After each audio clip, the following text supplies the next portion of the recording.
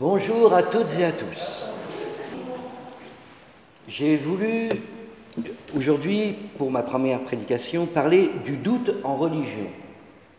Et j'avais un ami qui m'avait dit un jour, le pire de la vie, c'est d'être dans le doute. Ça nous empêche d'avancer.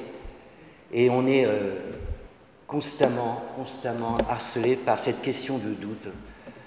C'est un petit peu le corbeau d'Edgar Poe, la question sur la poitrine, sur l'épaule, et qui dit à la personne « Non, fais pas ça, fais pas ça, fais pas ça ».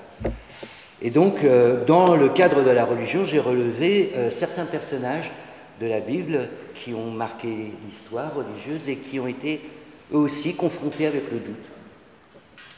Alors, je commence. Donc. Dans certaines croyances, remettre en question permet d'approfondir sa foi.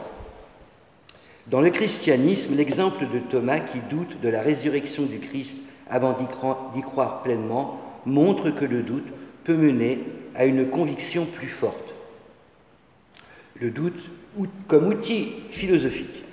Dans le judaïsme, le Talmud est rempli de débats et d'interrogations sur les textes sacrés, ce qui montre que le questionnement est une forme de dialogue avec le divin. Cette approche évite le dogmatisme et permet une interprétation dynamique des enseignements religieux. Une épreuve conduisant à l'évolution spirituelle. Beaucoup de figures religieuses ont vécu des périodes de doute avant d'atteindre une compréhension plus profonde de leur foi. Le doute, lorsqu'il est surmonté, renforce l'expérience religieuse et aide à développer une vision plus personnelle et mature de la spiritualité.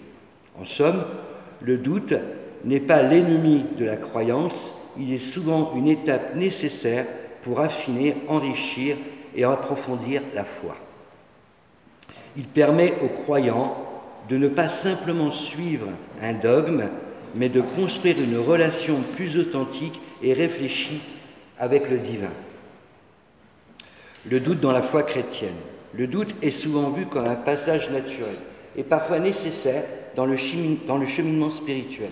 Dans la Bible, plusieurs figures traversent des moments de doute avant de renforcer leur foi. Thomas refuse de croire à la résurrection du Christ sans preuve tangible. Mais lorsqu'il voit les plaies du Christ, il proclame « Mon Seigneur et mon Dieu » en Jean 20, 28. Cela montre que le doute peut mener à une foi plus profonde. Pierre commence à couler lorsqu'il doute, illustrant l'idée que la confiance en Dieu est essentielle, en Matthieu chapitre 14, verset 31. Et de nombreux psaumes expriment des interrogations sur la justice divine et l'absence apparente de Dieu, montrant que le questionnement fait partie intégrante de la relation avec lui. Dans la théologie chrétienne, le doute n'est pas forcément un rejet de Dieu, mais un appel à mieux le comprendre. Il pousse le croyant à rechercher et à approfondir sa foi. Abraham et Sarah, en Genèse 17 et 18-12. Lorsque Dieu annonce à Abraham et Sarah qu'ils auront un fils, malgré leur âge avancé, tous deux réagissent avec scepticisme. Abraham rit et se demande comment un homme de 100 ans pourrait avoir un enfant, tandis que Sarah rit également en pensant que c'est impossible. Pourtant, leur fils Isaac naîtra, prouvant que le doute peut être dépassé par la confiance en Dieu. Moïse, en Exode 3, 11 à 14. Lorsqu'il reçoit l'appel de Dieu pour libérer le peuple d'Israël, Moïse doute de sa capacité à accomplir cette mission. Il se demande « Qui suis-je pour aller vers Pharaon ?» et exprime plusieurs inquiétudes.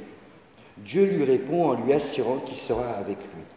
Et malgré ses hésitations, Moïse deviendra l'un des plus grands guides d'Israël. Élie, en 1 Roi 19, 3 à 4. Le prophète Élie, après avoir remporté une grande victoire contre les prophètes de Baal, traverse un moment de doute profond. Poursuivi par la reine Jézabel, il fuit et demande à Dieu de prendre sa vie, pensant qu'il est inutile. Mais Dieu le soutient en lui envoyant de la nourriture et en lui parlant doucement, montrant même montre que les plus grands prophètes ont traversé des périodes de doute et de découragement. Jean-Baptiste, en Matthieu 11, 2 à 3. Alors qu'il est en prison, Jean-Baptiste, qui avait pourtant annoncé la venue du Messie, envoie ses disciples demander à Jésus : « Es-tu celui qui doit venir ou devons-nous en attendre un autre ?» Ce doute montre que même les croyants les plus convaincus peuvent connaître des moments d'incertitude, surtout face à l'adversité. Les disciples après la résurrection, en Luc 24, 36 à 38. Après la résurrection, Jésus apparaît à ses disciples, mais ils croient d'abord voir un esprit et doutent de la réalité de l'événement. Jésus leur montre ses mains et ses pieds pour les convaincre, illustrant que le doute peut être vaincu par des preuves tangibles et la confiance renouvelée.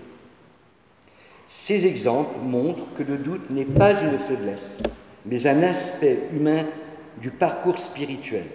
Dans la Bible, il est souvent surmonté grâce à la présence et à l'assurance divine. Le doute de Gédéon, en Juges 6, 12 à 17.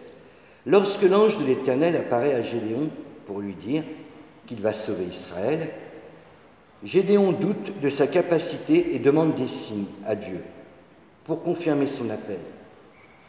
Il teste plusieurs fois Dieu avec des preuves comme la toison mouillée et sèche, montrant comment le doute peut coexister avec une foi en quête d'assurance. Le doute du peuple d'Israël dans le désert, Exode 16, 2 à 3 et 17, 2 à 7. Après être libérés d'Égypte, les Israélites doutent sans cesse de la providence divine.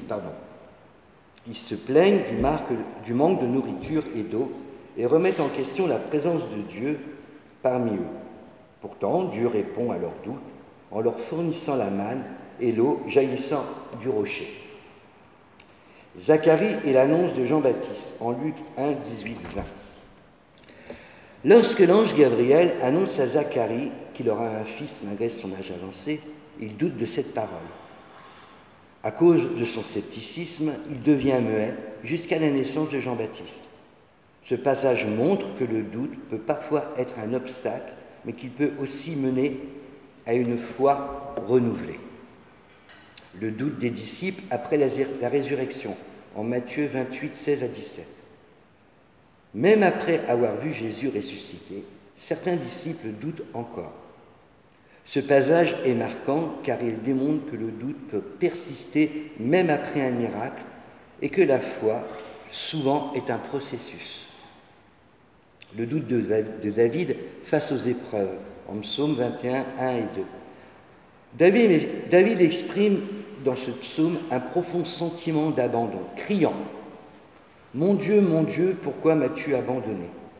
Ce même verset sera repris par Jésus sur la croix, illustrant comment le doute peut être un moment de profonde détresse, mais aussi une prière sincère qui mène à une plus grande proximité avec Dieu. Ces passages montrent que le doute est une expérience humaine fréquente et que, loin d'être un obstacle insurmontable, il peut conduire à une foi plus forte et plus réfléchie.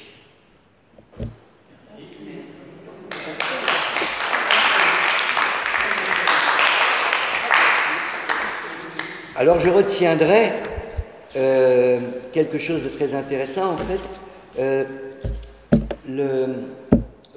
Le fait d'être dans le doute et de se questionner mutuellement nous empêche de tomber dans le dogmatisme. Et ça, c'est très intéressant à soulever.